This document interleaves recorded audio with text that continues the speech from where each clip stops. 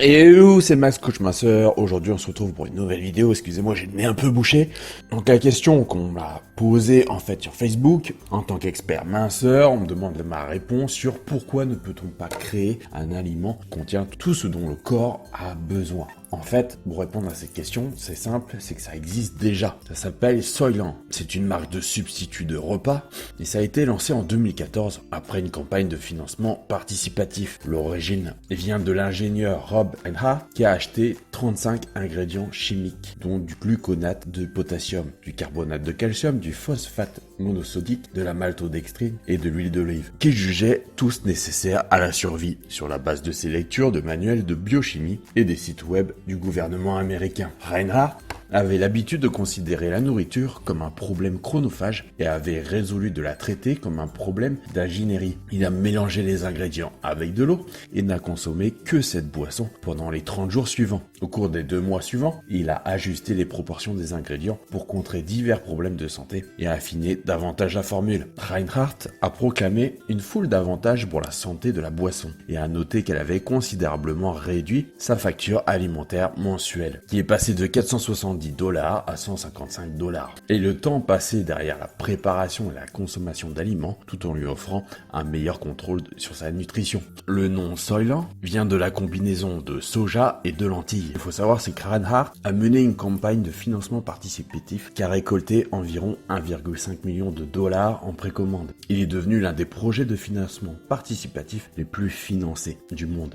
En 2015, Soylent n'était disponible à l'achat et à l'expédition qu'aux États-Unis. L'expansion vers les pays européens est un objectif futur qui a été annoncé. En octobre 2017, le Canada a refusé les expéditions de Soylent en raison du non-respect de la réglementation alimentaire canadienne sur les substituts de repas. Maintenant, on va voir les effets sur la santé.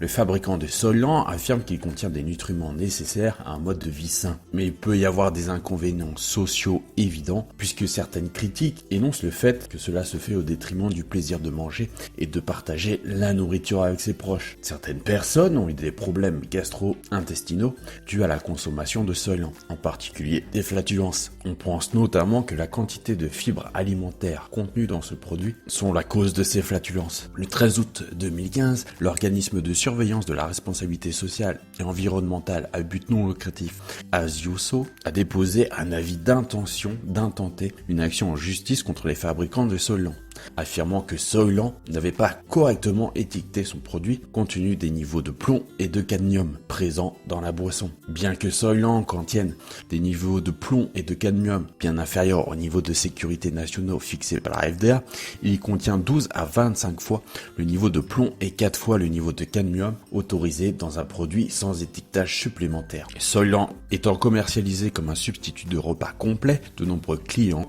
consomment cette boisson 3 fois par jour, ce qui vaut à 36 à 75 fois le plomb et 12 fois le niveau de cadmium que le corps est capable de recevoir. Soylent a subi plusieurs itérations qui ont considérablement modifié la saveur, la texture et les ingrédients nutritionnels depuis sa sortie. Après, vous allez me dire, au niveau du goût, qu'est-ce qui se passe? Il y a eu beaucoup de critiques négatives vis-à-vis du goût, notamment un goût de comme quelqu'un qui essore un torchon dans un verre, ou alors un goût de vieux fromage chaud, que le goût était volontairement fade. Et la plupart des journalistes qui ont essayé Soylent trouvaient que Soylent était un produit terriblement ennuyeux et sans joie de vivre, qu'il ne permettait pas de vivre mais simplement de survivre. Ils étaient vite saoulés par la saveur et que rien que le fait de manger une pomme les faisait revivre. Ce qu'il faut savoir, c'est que la plupart ont eu des problèmes gastro-intestinaux et que la saveur n'est vraiment pas terrible. Voilà, vous en savez un peu plus sur Soylent, une marque destinée à contenir tout ce dont on a besoin dans une seule brique. N'hésitez pas donc à faire un tour sur mon site fatatacoaching.info où je vous donne gratuitement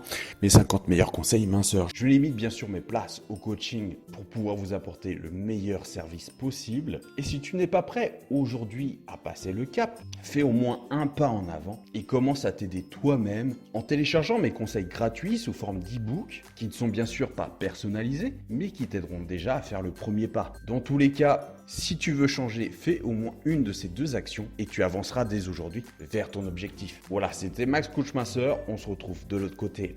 N'hésite pas à me laisser tes questions en commentaire, j'essaierai d'y répondre le mieux possible.